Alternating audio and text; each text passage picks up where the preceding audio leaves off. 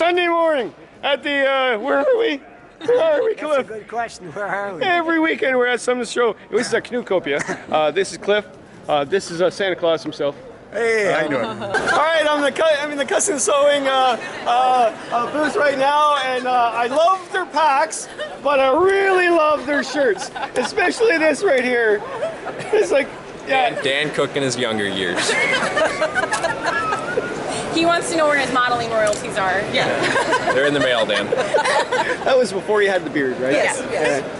Now, now it's like this. I might be there, but I'm not going to say a word. You said that with a straight face. Is you're not going to say a word? Hey, I was always told by my mother, if you don't know what to say nothing. The only way that you are not going to say a word is if somebody duct tapes your mouth shut, okay? Oh. That's the only way you will not say a word. Dan! What? Dan Cooke has had that beard since high school, I heard today. Yep, 1978. It's a long time. He makes his mother proud. He had that beard since high school. And that was just a couple years ago. Dan Cooke is now showing me his stickers from all the years of being in the Midwest. Not all of them. This is just the last few. His name hasn't changed. So, okay, so you're here with...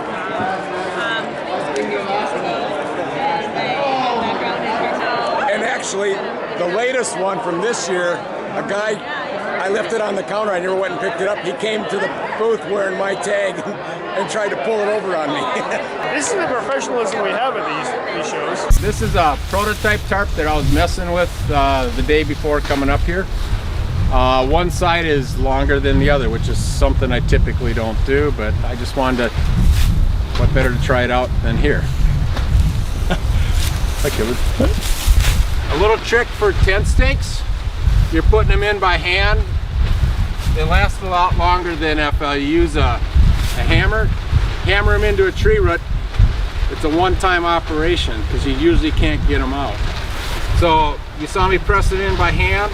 When it gets difficult to do it, take another stake across your palm, put that on the head of the stake, and it allows you to push it down without jamming the nerve on the bottom of your hand. Another little trick I like to do is I go around the tent stake a second time to help keep it on the stake, or even a second or a third. And once again, it's the trucker's hitch. So once we get it through,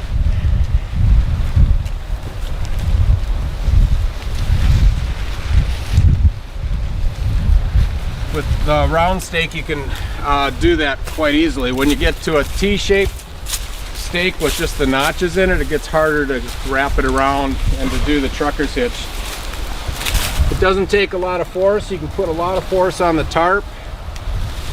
Then you do that quick release. You just pinch right where you've gone through the loop, go over the anchor rope, and pull a half loop through. So a little thing about the CCS tarps, we edge band all the tarps with nylon webbing all the way around the perimeter to give it strength. You saw when we were doing the trucker's hitch here, we actually were able to pull the ridge line down because you can put a lot of force on that.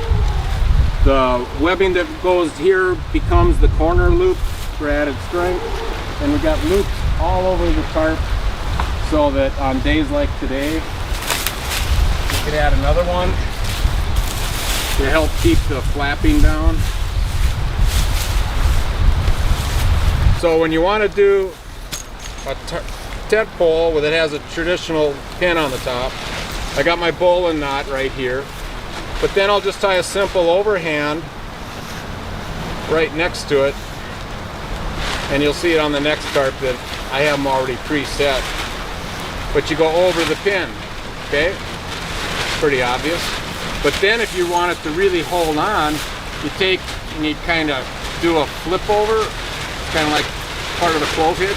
You go over the pole to hold it down. Now once again, I'm looking to see where the pull is. See how that little half hitch over the top is holding the rope so it doesn't fly off the pin? How many people have lost it at that point where it's flying off the pin? And you're trying to set it up. So we're going to go and we're looking at the direction of pull, the bottom of the pole, a little bit more that way. Poles work best when they're straight up and down. As soon as you start leaning them and putting force on it, they tend to bow quicker and fail. Once again, your trucker's hitch.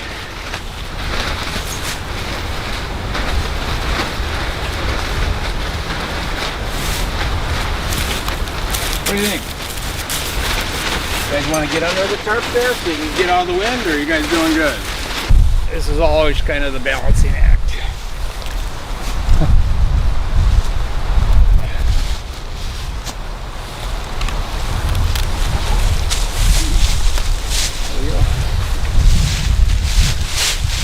So then if you go around the tree again,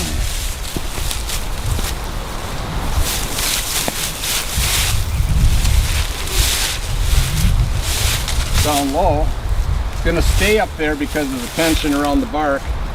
And I just do a quick release half hitch here.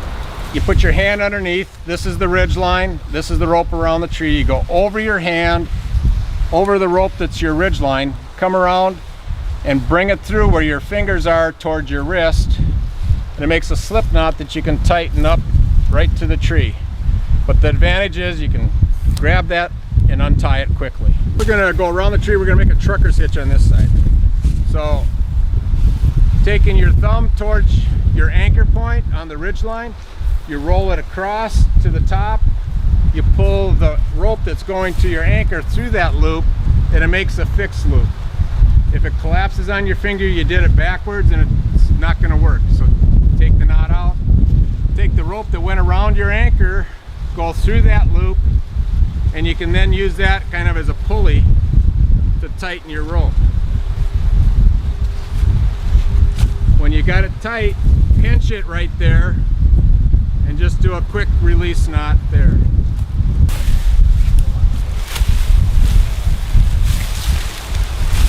So we set a prusik knot there, that's got it tight. We just come across and we can set up the other prusik here. If I had more space between the trees, I could loosen that up and move it this way, or I could move it that way. Makes it nice when you got a certain spot that you want to keep dry, or keep the tarp away from maybe the fire. You can build large fires underneath my tarps and help fund my retirement. The larger the better, the more funding to my retirement you got. This is a fire grate size. The fire was out, but there was still considerable heat in the fire grate. So he was less than happy. People have unfortunate experiences. So here's a section I replaced. Someone had a little lantern that they had been using, and they set it down on the lantern that just had recently been turned off. You got to understand physics about fires and tarps. Nylon melts, begins to sag at 380 degrees. Physics I can't change just for my tarps, sorry. At 380, nylon begins to sag and stretch, and at 380 degrees, if it stretches and sags and it gets on your skin, it's like a sugar burn. The nylon sticks and all that heat goes deep into you. It's a terrible burn. Cotton chars at 308 degrees. So actually it takes less energy to char cotton. But cotton, once it's charred, it falls on you, it brushes off. It doesn't burn deep. Okay? So melting nylon is nothing to mess with. It doesn't burn till 416 or so. So you got some latitude there, but once it begins to drip, and if it drips on flesh, it burns deep. It's nothing to fool with. Why do people say use cotton next to the fire versus nylon? Physics again, okay? It takes how much energy to heat up a cup of water versus 2 cups of water? It takes twice as much energy, right? Well, cotton is thicker and weighs more. It takes more energy for that spark. That spark has to contain more energy to char the cotton than it does to melt through the nylon. When it's raining out, think about it. Now you've added to the thermal mass of the tarp. So it takes more energy to get the nylon tarp up to that 380 threshold because of the water on the other side. It's sucking the heat away. So when it's raining out, yes, you can build a fire underneath the tarp and not get spark holes. When you start to see that the tarp dry out, you better either raise the tarp or decrease the size of the fire.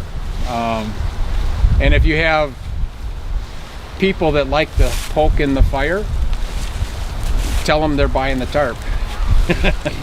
You know, when the tarp is dry. So, and if you put the tarp at an angle where the heat's going up and spilling off, you'll sometimes see a boundary layer of air where the smoke is kind of not quite getting up to it. So typically the sparks and stuff don't land actually on the tarp. So take those things into consideration. When the rain is on it, it's harder to burn a hole through it. Put it at an angle, don't set it up flat. That's good just to get the rain to shed as well. And when you start to see it dry out, you've got an idea how much heat you're actually putting on the tarp.